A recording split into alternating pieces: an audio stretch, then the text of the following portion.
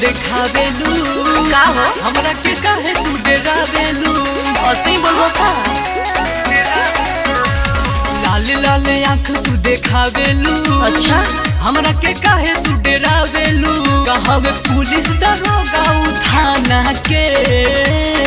बात तो सुन लो जतिये बरंड हम मालूम बा जमाना के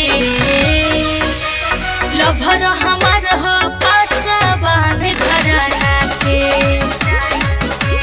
जतिये बरंड हम मालूम बा जमाना के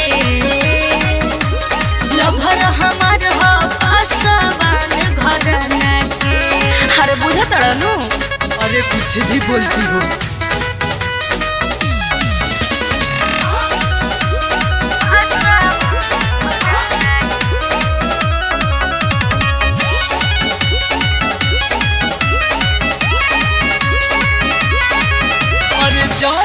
धमकी नहीं खी तोहरा बात से डरे वाला अरे सुनो ना औरल नहीं खे कहर कबो पसवान मरद से पाला अरे तारा डर नहीं खे अरे कौना बात के हो अरे जान दे धमकी नहीं खी तोहरा बात से डरे वाला अच्छा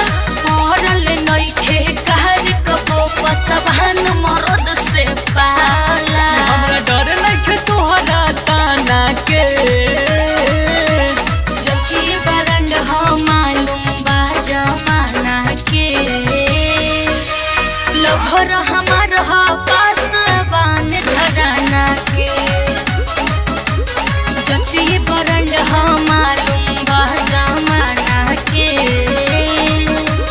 लभर हमार हो पासवान घराना के अरे डर नहीं खे का ना हो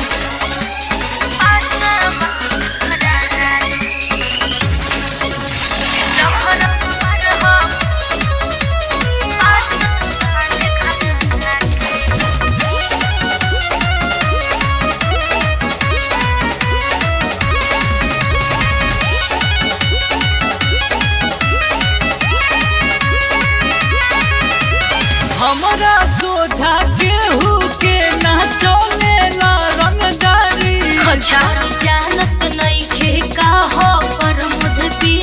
की बिहारी अरे संभर रहो हमरा सोझा केहू के ना चलेला रंगदारी जानो और जानत नहीं खे का हो पर मुझी की बिहारी ढीला कई दे तोहर खजाना के केकर हिम्मत बा जति बरंड हो मालूम बा जमाना के लभर हमार हो पासवान घराना के जति बरंड हो मालूम बा जमाना के लभर हमार हो पासवान घराना के पूरा इलाका में उनके रंगदारी बा सही कहलू।